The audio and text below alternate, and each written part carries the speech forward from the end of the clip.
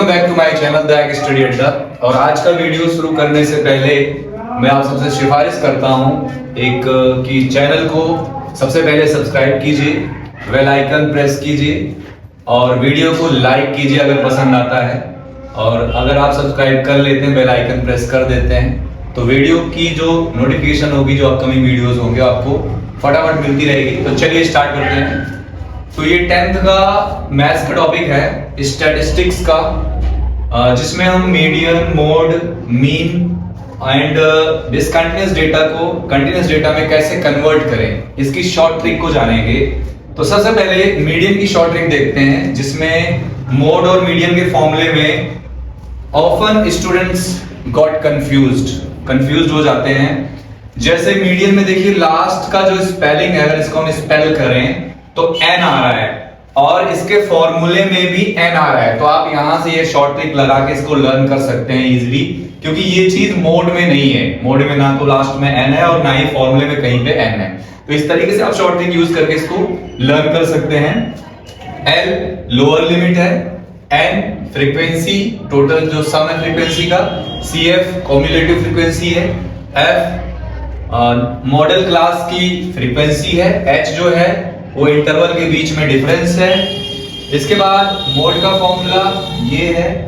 और अगर कोई डिसकंटिन्यूअस डेटा या इंटरवल लाइक ऐसा दिया हो, इस फॉर्म में दिया हो कि यहां पे 10 से 20 पे लोअर लिमिट 10 है, अपर लिमिट 20 है, लेकिन यहां पे लोअर लिमिट 21 है और अपर 30 है। मतलब कि जहां पे हमारा फर्स्ट इंटरवल एंड हो रहा है, वहां से सेकंड स्टार्ट नहीं हो रहा है, जबकि ऐसा ही होता है। ये डिसकंटिन्यूअस है।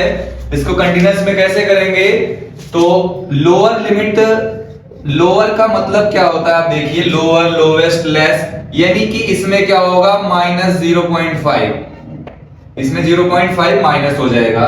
और अपर का मतलब होता है अपर प्लस, तो यहां पे क्या होगा प्लस 0.5 हो जाएगा।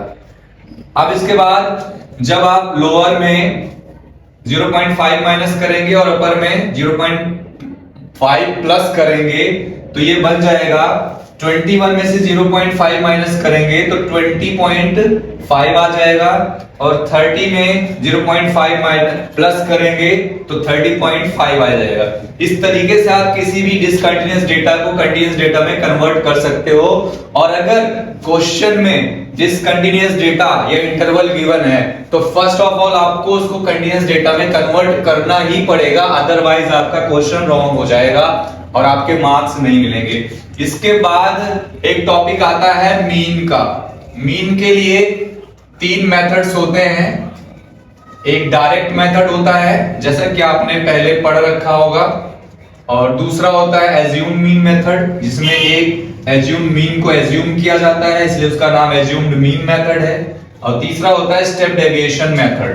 तो इन तीनों में से कोई एक मेथड आपको यूज करना है, और इसकी कुछ रेंज है जो मैंने आप सबके आसानी के लिए बनाया है।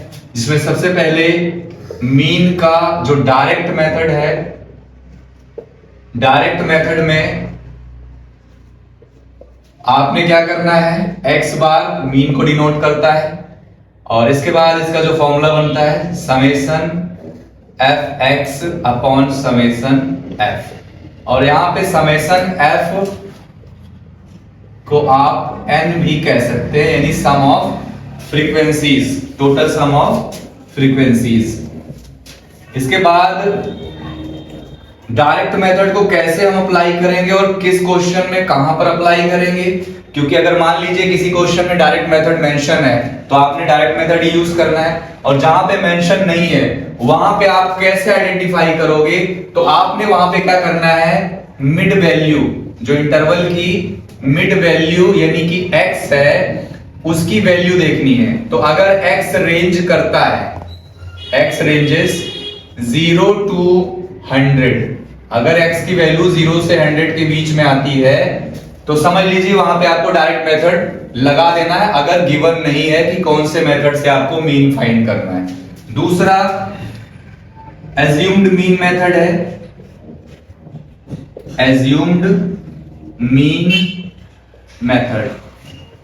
इसमें जो मिड वैल्यू x है वहां से जितनी भी वैल्यूज गिवन है like x1 x2 x3 x4 उनमें से जो मिड वैल्यू होगी उसको a मान लेंगे और a को कहते हैं एज्यूम्ड मीन। a को कहते हैं एज्यूम्ड मीन, a को कहते हैं एज्यूम्ड मीन। और ये मिड वैल्यू x की मिड वैल्यू होगी, x की जो मिड वैल्यू होगी, जैसे मान लीजिए यहां पे x की कुछ वैल्यूज गिवन है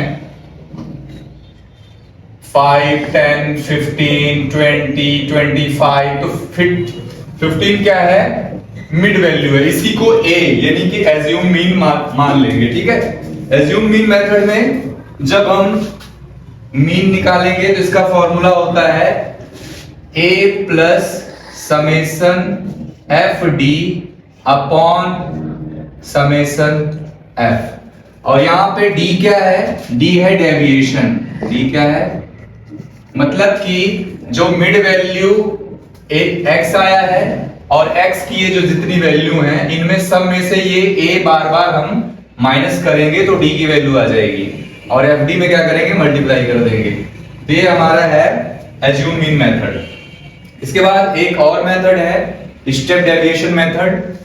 और एज्यूम मीन मेथड की रेंज क्या है, कैसे आप पता लगाओगे, अगर क्वेश्चन में गिवन नहीं है तो आप कैसे पता लगाओगे कि कौन सा मेथड यूज करना है। तो एज्यूम मीन मेथड की जो x की रेंज होगी वहां पे अगर x की रेंज आपकी 100 टू 300 तक आ रही है तो आपने एज्यूम मीन मेथड लगा देना है, ये इसका शॉर्ट ट्रिक है। तीसरा मेथड हम नेक्स्ट वीडियो में जानेंगे, तब तक के लिए धन्यवाद।